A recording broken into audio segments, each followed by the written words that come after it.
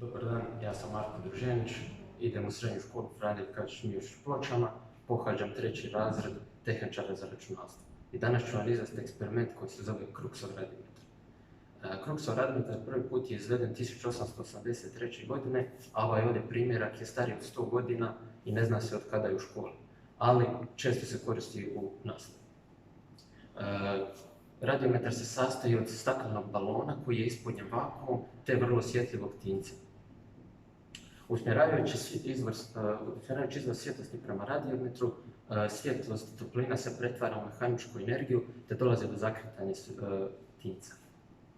A ako izvor svjetlosne energije isključimo, tada se tinjač prestaje zakretati.